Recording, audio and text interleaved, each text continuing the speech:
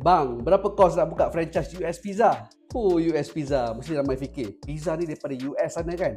Sebenarnya bukan. US Pizza ni adalah local brand. US tu adalah stand for Ultra Sedap Pizza. Saya memang dah perhati lama dah US Pizza ni. Cara dia growing memang laju. Sebab yang paling besar saya nampak dia jual pizza yang kena dengan selera orang tempatan, orang Malaysia. Ada pizza Penang Special, Tom Yum Chicken Delight sampai Salted Egg Pizza. Berapa kos kalau nak mulakan bisnes ni? Jom kita breakdown. Modal nak buka satu cawangan franchise US Pizza ni untuk kios, harga bermula RM390,000.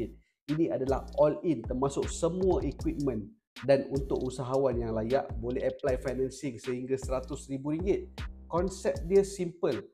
Kios style kecil, senang nak urus tapi order masuk banyak. US Pizza ni adalah halal certified pizza.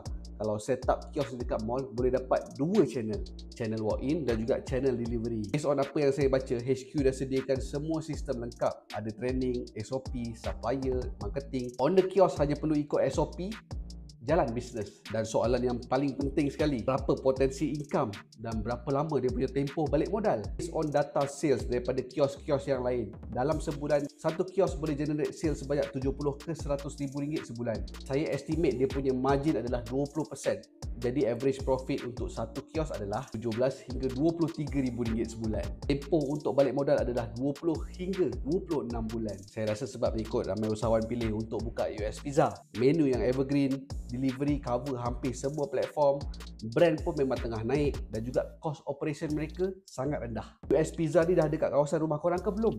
Cuba korang komen.